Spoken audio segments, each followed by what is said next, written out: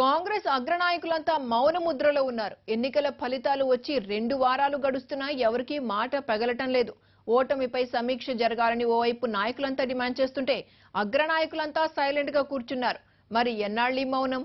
దగ్గరలో పార్లమెంట్ ఎన్నికలు పెట్టుకుని ఇలాంటి మౌనం పార్టీని ఎటువైపు తీసుకెళ్తుందన్న ఆవేదన కూడా కొంతమంది నాయకుల్లో కనిపిస్తోంది.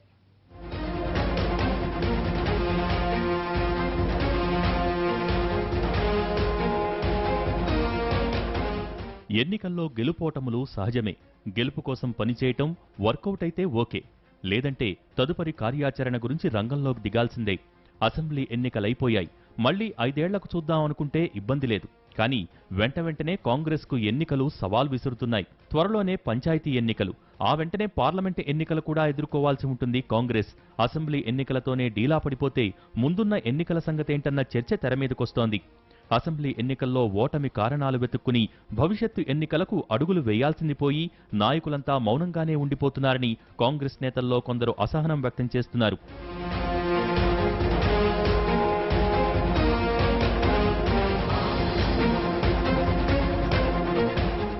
ఒకవైపు అధికార పార్టీ దూకుడు మీదుంది.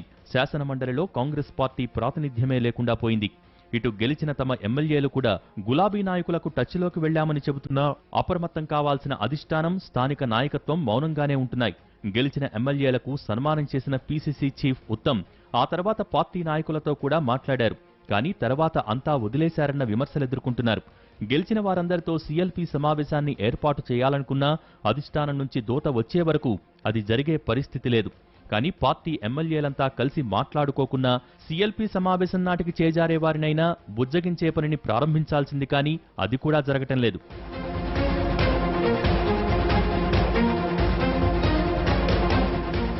గెలిచిన వారందరినీ పిలిచి మాట్లాడాలని చూసినా పార్టీలో ఎవరి నుంచి ఎలాంటి ఆరోపణలు వస్తాయో అని ఆలోచిస్తున్నారా? ఎన్నికల్లో ఓటమికి బాధ్యత వహించాలని కొందరు డిమాండ్లు చేస్తున్న నేపథ్యంలో దాన్ని పక్కన పెట్టి ఎమ్మెల్యేలతో సమావేశాలు ఏర్పాటు చేస్తే అది ఎటు వెళ్తుందో అనే అనుమానమూ ఉన్నట్టుంది. మొత్తానికి పార్టీ తీరు మాత్రం కొందరు సీనియర్ నాయకులను ఆశ్చర్యానికి గురిచేస్తోంది. కనీసం ఇక్కడి పరిస్థితినైనా అధిష్టానానికి నివేదించారో లేదో అనే అనుమానాలు కూడా వ్యక్తమవుతున్నాయి. ఇప్పటికే కౌన్సిల్ ఖాళీ అయింది. శాసనసభ్యుల వరకు వస్తున్నా మౌనంగా ఉంటే ఇది ఎటు దారితీస్తుందోనని ఆందోళన చెందుతున్నారు సీనియర్లు.